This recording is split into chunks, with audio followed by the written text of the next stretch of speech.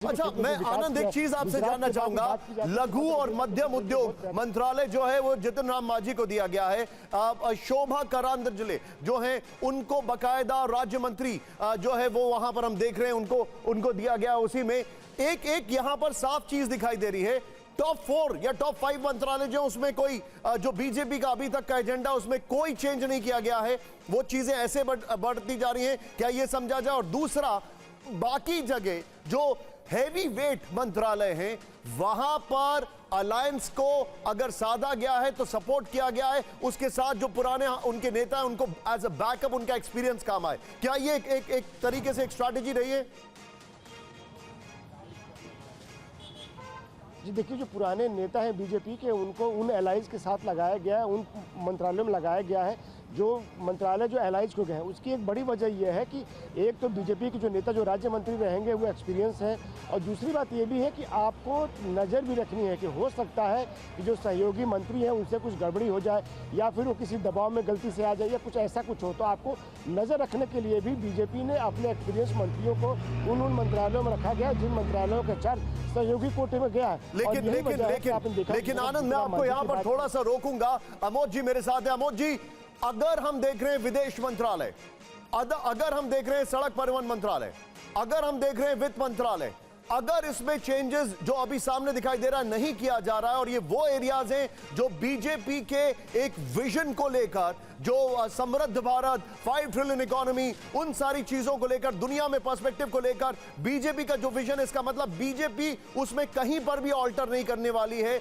NDA की सरकार उसी को टो करते हुए आगे बढ़ने वाली है, ये बात समझी जाए?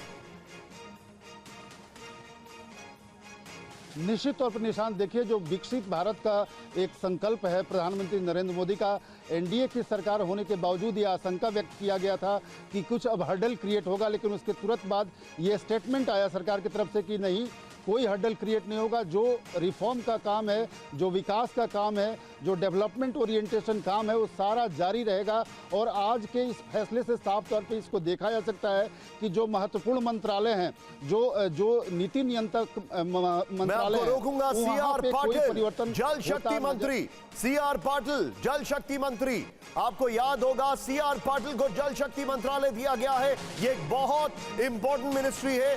गजेंद्र सिंह शेखावत, अगर आपको याद होगा पिछली बार यहां पर जल शक्ति मंत्री सीआर पाटिल हैं। ये एक एक चीज के पीछे एक थॉट है, एक एक चीज के पीछे एक सोच है, ये समझने के लिए मैं सीधे चलूंगा। एक बार मेरे साथ अमोद जी, सीआर पाटिल जल शक्ति मंत्री, ये जानकारी आ रही है, क्या थॉट प्रोसेस क्या होगा? देखिए, गजेंद्र सिंह शेखावत ने जल शक्ति मंत्रालय में काम किया था, लेकिन उसको दूर दूर तक, गांव-गांव तक और जन जन तक पहुंचाने का लक्ष्य रखा गया है इस बार, और कहीं भी कोई गांव एक भी बाकी न रहे, इसकी कोशिश है। सीआर पाटिल बहुत ही हार्ड टास्क मास्टर माने जाते हैं। मैं आज उनसे दोपहर में जब मिला था तो उनको मालूम नहीं था कि क्या उनको मिलेगा, लेकिन जिस तरह से उनकी कार्यशैली है, प्रधानमंत्री उनके कार्यशैली को बखूबी जानते हैं। वो कागजों पे नहीं, जमीन पे उतारने वाले नेता के तौर पे जाने जाते हैं। तो निश्चित तौर पे प्रधानमंत्री ने अगर सीआर पाटिल को जल शक्ति मंत्रालय दिया है तो सोच समझ कर दिया है, क्योंकि कागजों पे जल शक्ति मंत्रालय ने तो बहुत काम किए, लेकिन कई बार ऐसी शिकायतें भी मिलती रही हैं कि जमीनी हकीकत उतनी सही नहीं मिलती है। तो हो सकता है इस बार सीआर पाटिल उसको जमीनी हकीकत में तब्दील करने के लिए काम करें। और हमारे जितने भी दर्शक हैं, आप इस वक्त सत्ता देख रहे हैं, और सत्ता में किन किन नेताओं को कौन कौन सी जिम्मेदारी सौंपी गई है वो देख रहे हैं। शपथ ग्रहण के 23.5 घंटे के अंदर यह अनाउंसमेंट हुआ है, पीयूष गोयल वाणिज्य मंत्री बने हैं। इस वक्त की बड़ी खबर, पीयूष गोयल वाणिज्य मंत्री बने हैं, इस वक्त की बड़ी खबर। मैं सीधे चलूंगा, आनंद मेरे साथ हैं। आनंद, पीयूष गोयल वाणिज्य मंत्री।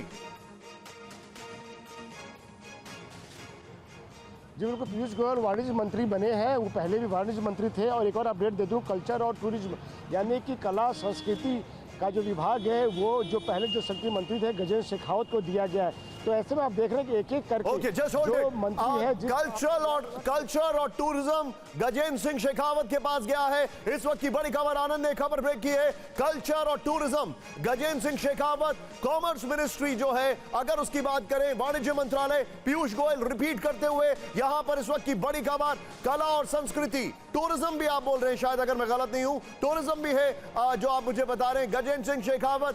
ये जो इस वक्त चीज आ रही है, लेकिन मैं सीधे सीधे आनंद आपसे भी ये सवाल पूछूंगा, अभी तक की जो चीजें आई हैं उसमें 2-3 चीजें साफ है। Number 1 defence, number 1 foreign affairs, number 2 economy, number 3 commerce, trade और फाइनेंस।